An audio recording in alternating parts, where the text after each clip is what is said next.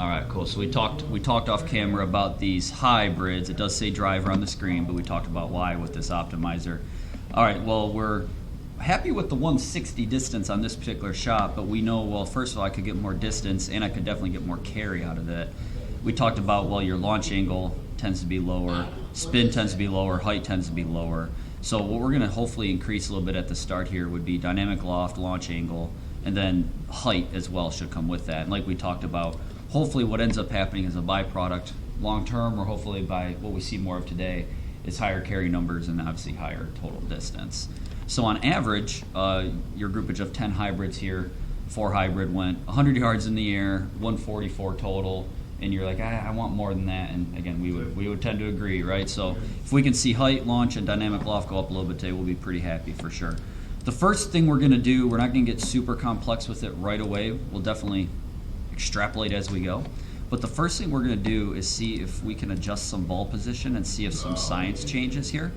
Your ball, we're going to call this middle back middle, right? The ball is slightly closer to your right foot or your trail foot than it is your front foot.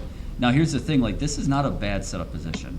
We like that the hands are in front. We like that you have some forward shaft lean here, right? But what happens when we lean that shaft too much, especially, this would be a wonderful setup if we're like wedge, 9, 8, 7 iron, something that has a little bit of loft, right? As we get into the longer shafts and the less lofted clubs, I'm gonna borrow your club really quickly.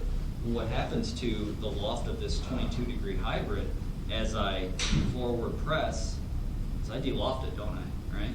So we talked about the couple shots that were hit at like 10-degree launch angle or dynamic loft at like the 10 or 12s. Essentially, this is now a driver without a tee. Okay. So think about that from a statistical standpoint. The science of this is you're basically a driver off deck all the time. Okay. You know what I mean? So Yeah. you don't get much loft there. So what we're going to do at the start is instead of having the ball back here, is we're going to move it in the front of our stance. Now we still want the hands a little bit forward, but notice I'm not going to take my hands like in front of my body like you were before, right? You were basically here. So we're just going to maybe get a little bit less hand lean and put it more up front. You can kind of see too, notice how now I see a little bit of that true loft of that club that I'm hitting, right? Okay. Now this dynamic loft probably won't go to exactly 22. It'll probably still be a little lower than 22 in a good way, right? Just want to make sure that's a fair kind of context there. But we do want to get a little bit more of that natural loft of this already lower lofted club to be our advantage, right? So we'll do a couple practice swings. We'll get into some swing stuff as well. But I think the biggest thing for us at the start is we're going to imagine that this ball is off of our left toe. So even more exaggerated than you are right there. A little bit more forward. So bring your head club even more forward. A little more, just for exaggeration. There you go, good. Now here, your hands are probably feeling behind the head, but they're kind of neutral to it, right? Okay. So we like where we're at there. We don't want you to bring your hands back here, right? To try and loft it, but we also don't want you to really forward press it, because again, we just de-lofted that higher, right? So our hands, let's call it neutral, not like right there. Kind of neutral to the club head, perfect. I'm going to put a little golf ball as a reference point for you, but just take a couple of practice swings and just get a little bit of envisionment of that ball being really, really forward. I'm just going to put it here for like a reference point, yeah? A couple practice swings just to get a little bit of familiarity to the new spot. And then we'll hit some balls and see what pops up from a data perspective. All right, we'll take a look at some averages. So we got 7 shots here. What we did on these was put the ball a little bit more in the front of our stance. So juxtaposition. All right, so there's our side-by-side comparison, juxtaposing. So on the right side during our warm-ups, ball was kind of back middle of our stance, which de-lofted the club a little bit, lower height, lower launch, lower loft. So our first test today was, let's see what happens when we move these longer clubs, hybrids, long irons, and then definitely the driver, right, off of more of the front foot. We get a little bit more natural loft of that 22-degree hybrid, right? And like I said, it's not going to be like exactly 22 degrees of loft. We want a little bit of a forward press there. So, but 5 degrees less is fine. Nipping 10 degrees off that's going to cause some issues. So we kind of doubled the height on these shots with 5 degrees better launch and 5 degrees better dynamic loft. So really, really good job with that. The averages are awesome. So these orange clusters are all of the front stats, and then the white is all of your, let's say, middle back stance. So our first goal was, all right, let's see loft, launch, and height come up. So 13, 10, 20 goes up to 19, 16, 40. Really, really good. And then the subsequent fun stuff that happens with that, 126 carry, 161 average, inversing 100 and 145 on average, right? Yeah. Including this shot that was 140 yards in the air, 182 yards total distance, and then this is fun. Optimized. Again, it says driver for the reasons I explained, right? Because it's going to show you this optimal. But now that's cool, all right? So like, now again, is this shot just going to happen every single time? Well, no, but here's what now is possible, right? Mhm. If I hit it really, really good, I now know I can get it out to 180. Now the goal becomes, all right, this is how I do it. Now let me practice on accessing that more frequently. You know what I mean? Really nice job. And we love seeing this optimizer inverting the one we showed earlier. Where this is a great golf shot, right? We're not mad at 160 necessarily, but if I'm only carrying at 112, that might get me some trouble from further distances away, right? Might not carry a hazard or something like that, whatever it is. And again, it's just gonna nip some of that distance away. So lower launch, lower spin, lower height, but then we look at that optimized shot and we got higher launch, higher height, and then the spin does come up a little bit with that. Really, really good. Mm-hmm. The cool visual I wanted to show you here on your swing is on your follow through. Notice how straight your arms are. They're in that kind of V shape. In the past, we talked about kind of not bending the elbows a lot on the follow through, right? Look at how straight and extended those arms are. So there is something to be said about when that ball, especially with a longer shaft, borrow real quick, you know what I'm thinking.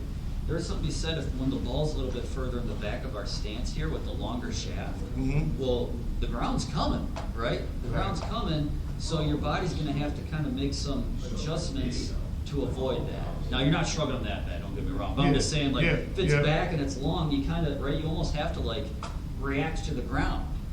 But when the ball's a little bit more in the front of our stance, well, now I have a little bit more of like a wider swing arc. Does that make sense? Right? I Yeah. kind of have to extend to kind of get to that forward ball position. So again, don't overthink that motion, but I think a lot of it is from back here. It's really hard to like extend the arms because I'm probably just gonna damn it in the ground kind of thing. You know what I mean? So there's some other cool things going on with this forward ball position. But Okay. obviously, seeing the launch and the distance go up for us is what we want to see. So let's keep it going. Add some little tidbits as we go. Any questions on concepts or feels or anything like that right now? Trying to find, Everything? Yes. Yeah. I guess it ain't So, on here. do I want the club face Trying to a find. little more closed or Well, I would say, you know, based on what we're seeing here, right? Like Yeah. from a directional standpoint, Yeah. we could start to test out and see what happens if we like. I like to use the term hood it. So like hood it close. So yes, that toe's kind of overtaking the heel a little bit, Yeah, right? yeah. Now we can definitely put that to the test from a directional standpoint. Okay. We will and we should. But the buyer beware is, well, if we do that too much, it does de-loft it a little bit. Well, it might pull it left, but it also might create a low shot again, right? So like, the important context as we build through it, don't get me wrong, right? Yeah. But let's do this. Why don't we let's do 5 more without doing that. And if they go hard, high, and right, we're fine with it, right? Yeah. So do 3 more from your standard, I'm sorry, 5 more from your standard position. And then we'll put that little adjustment to the test if we need to. We'll just put this on video real quick. One is 81 feet right, one is 18 feet straight. Just want to document this on video. We might go back to this one day soon, maybe even next week, right? But love the visual on the left. Right forearm, right elbow is like visually on top. But again, on the right side, we can't even see it. So there's kind of the thought of like, well, this one is palm up, where on the reverse side of the screen, the feeling is the palm is kind of down. We're extrapolating the feeling of twisting the wrist in the opposite direction. So that trail right hand, instead of twisting open like that, we're twisting it closed like that as we take the left. Really nice. Buckle more out there. That's what we like to see, ones that are kind of popping straight, Mm-hmm. obviously, versus the ones that are popping to the right. We're about shin high on this drill, nice and short. This is the best takeaway I've ever seen you make. That's just all there is to it. This right hand is on top, elbows are nice and straight. Notice what you naturally have here is just a little bit of wrist hinge as well. So when you twist those wrists, it kind of gives you some different energy, right? That is a tremendous looking visual takeaway right there. That looks really, really good. So there's kind of the principles coming to light right away.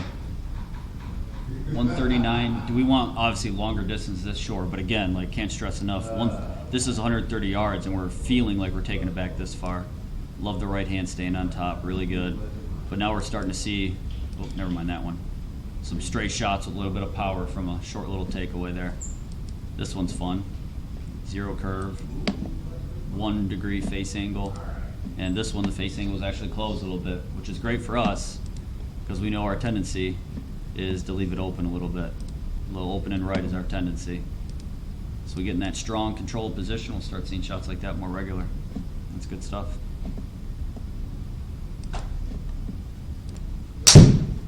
That one sounded good too. Good direction. Good. Love it.